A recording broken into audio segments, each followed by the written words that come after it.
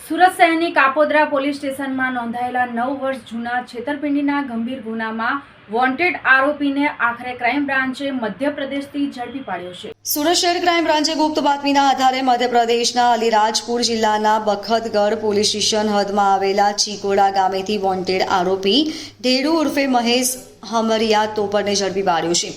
આરોપી છેલ્લા 9 વર્ષથી ફરાર હતો। તેના નામે કાપોદ્રા પોલીસ સ્ટેશનમાં નોંધાયેલી ફરિયાદમાં ફર્સ્ટ ગુનામાં વોન્ટેડ જણાતો હતો। તેના વિરુદ્ધ કોર્ટ દ્વારા વોરંટ પણ ઇસ્યુ કરાયેલ હતો। ઓરિજિનલ સોનાનો નમૂનો આપી વિશ્વાસ જીત્યો। ક્રાઇમ બ્રાન્ચના જણાવ્યા મુજબ વર્ષ 2016માં સુરતના કાપોદ્રા વિસ્તારમાં રહેતા ધર્મેશભાઈ બાલુભાઈ રામાણી મજૂરીનો ધંધો કરતા હતા। તેમની સાથે કામ કરવા આવેલા મહેશ ટેડુએ તેમને લલચાવીને વાત કરી કે કચ્છના ભુજ વિસ્તારમાં ખોદકામ દરમિયાન તેના મિત્રને સોનું મળ્યું છે, જે તે સસ્તામાં વેચવા ઈચ્છે છે। આવી લોભામણી વાતોથી મહેશ ટેડુએ ફરિયાદી ધર્મેશભાઈ સાથે પોતાના સાગરીતની ફોન પર વાત કરાવી અને ઓરિજિનલ સોનાનો નમૂનો આપી વિશ્વાસ જીત્યો। ત્યારબાદ તેણે વધુમાં 1 કિલો જેટલી બનાવટી પીળી ધાતુની બિસ્કીટ આપી અને તેના બદલામાં ફરિયાદી પાસેથી રૂપિયા 9 લાખ મેળવી લીધા હતા।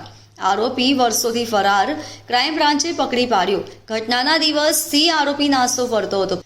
અંધારકાસ ગામે જઈ તપાસ કરતા જાણવા મળ્યું કે આરોપી મહેશ હમરિયા ત્યાં મજૂરીનું કામ કરી રહ્યો છે અને તેને દબોચી લેવામાં આવ્યો હતો, જે હાલ આરોપીને કાયદેસરની કાર્યવાહી માટે કાપોદ્રા પોલીસ સ્ટેશનના હવાલે કરવામાં આવ્યો છે। આ કેસમાં આરોપી વિરુદ્ધ વિવિધ કલમો હેઠળ વિશ્વાસઘાત, છેતરપિંડી તથા ષડયંત્રની કલમો હેઠળ કાર્યવાહી હાથ ધરવામાં આવી છે। તેની પાસેથી વધુ માહિતી મેળવવા પોલીસ હવે અન્ય સાગરીતો અંગે તપાસ પણ ચલાવી રહી છે। Bureau report LK star news, Surat.